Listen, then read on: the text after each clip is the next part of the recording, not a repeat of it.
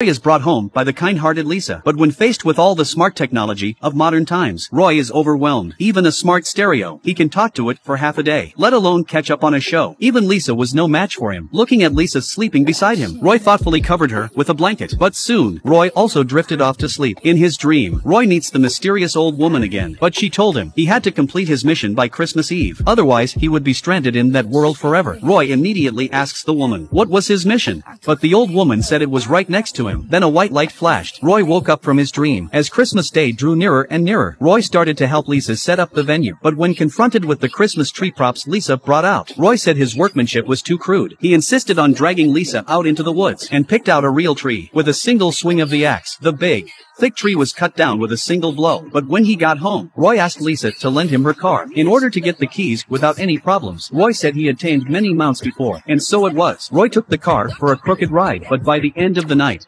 Lisa was inundated with fines. With Christmas just around the corner, Roy looked a little worried at the moment because he still didn't know what his mission was going to be. Luckily, with Lisa's reassurance and encouragement, Roy was soon in the right frame of mind. But the next morning, the next-door neighbor asked Roy an invitation to Christmas, but Roy turned it down on the spot because he was busy, because he could tell from Lisa's expression there must be some conflict between the two. Then they went to the supermarket together to buy the ingredients for Christmas Eve, and said that the bread of this century was very bad. So Roy decided to make a meal for her with his own hands, 14th century bread for her to taste. In the process of making it, Roy also added a bean to the flour, as is traditional in their area. Adding a bean to the flour, it is said that whoever eats it will get their Christmas wish. And with that, Roy stood behind Lisa. He taught her how to knead the flour. The atmosphere was warm and intimate. They could feel each other's breath. But just then, a phone call interrupted the moment. When Lisa heard the voice on the other end of the line, Lisa's expression instantly froze.